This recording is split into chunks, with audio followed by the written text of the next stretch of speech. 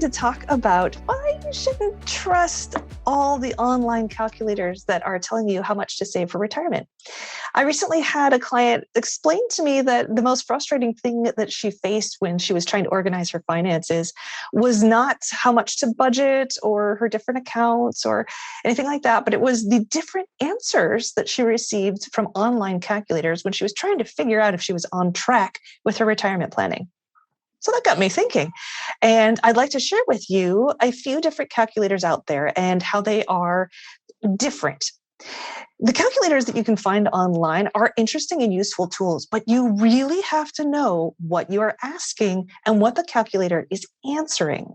If you have nothing else from this short presentation, I think that's the key, is to realize that sometimes you think you're asking one thing, but the calculator is answering something else, and you might be getting not exactly misinformation, but not the information you think you're getting. I'm using dinkytown.net. Yes, really. dinkytown.net. That is because they are simply online financial calculators. That's it.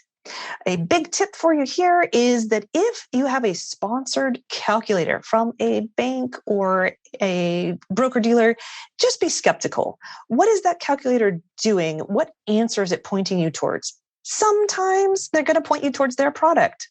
Duh. It's obvious why they would do that. But anytime there is sponsorship, be skeptical. Dinkytown is not a sponsor of anything. They are simply financial calculators, and that's why I like to go here.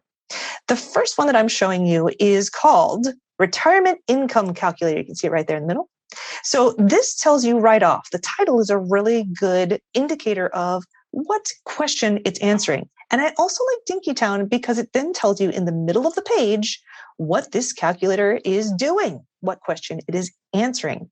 This one we're starting with here, the retirement income calculator, is to determine how much monthly income your savings may provide you in retirement.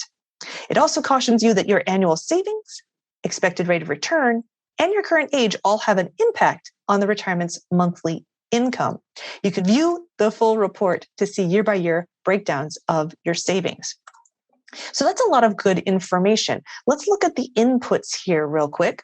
On all three of these, I'm going to use the exact same inputs so that we see what this person might expect to see. We have the starting balance, annual contributions, age at retirement. I'm making this person live to age 100. And here are two key factors. We were just talking about inflation. Oh my goodness. A few years ago, I didn't really have to think about inflation too much when doing one of these retirement calculators because inflation was generally around 2 to 3% for the last decade. Now that is different. That is a problem. And here's another key about using retirement calculators is what are the underlying assumptions? Check this out right here. You can click and you see the drop down. This calculator has already pre-filled some of these values, and you may or may not agree with them. So it's really good to check them out. Let's look at this. Inflation rate, 2.9%. That's old info. Now we should probably think about using higher inflation numbers.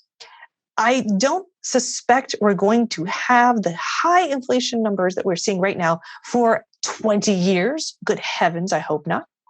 But it's important to think about what you might want to change this number to reflect the current state of reality, this current environment. You might want to increase that instead of being 2.9%.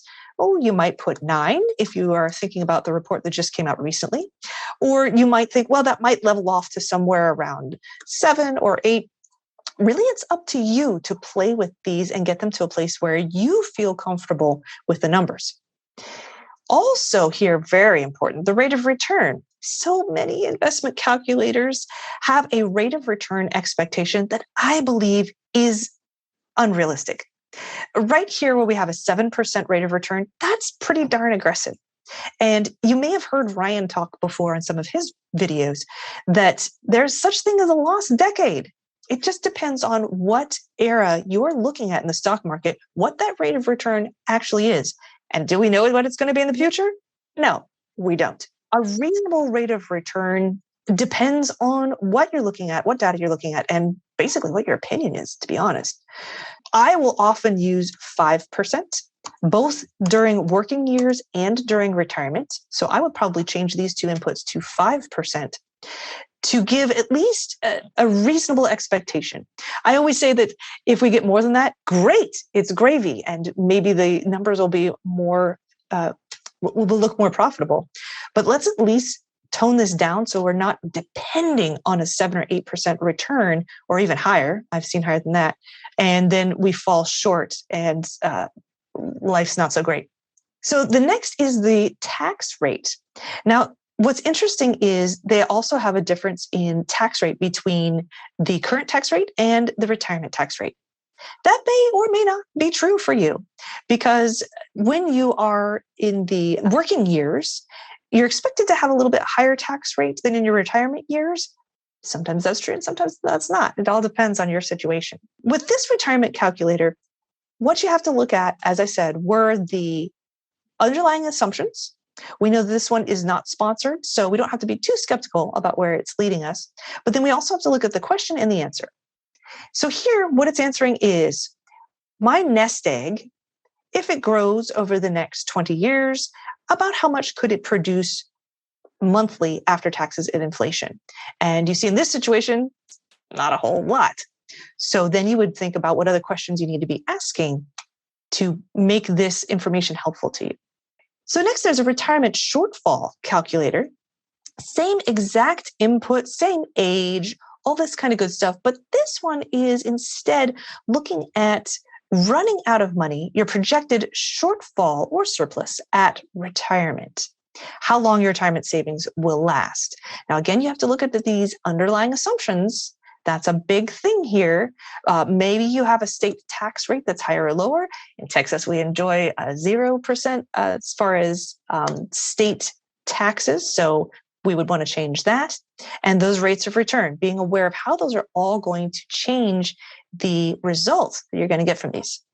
And retirement nest egg calculator then is another one. So this is answering a different question from those other calculators. This is asking how much you might need by the time that you retire to live at a certain lifestyle. And you can adjust those inputs as well. A lot of calculators like to use this. One thing that is important to think about is how much income you'll need in retirement. So often people assume that you're just going to need a paycheck replacement, so 100%. Maybe not. Sometimes retirees find that their expenses are a lot less because they're not saving for retirement, right? So that's not coming out of the paycheck anymore. They also might not have other expenses such as travel to work or clothing or lunches out. Things that are involved with a work lifestyle might be very different retirement lifestyle, and it might be more or less. So that's something to think about and a good conversation to have. I'm going to stop there, but the 3 key takeaways that I wanted you to think about when using retirement online calculators were: first, if it's sponsored, be skeptical.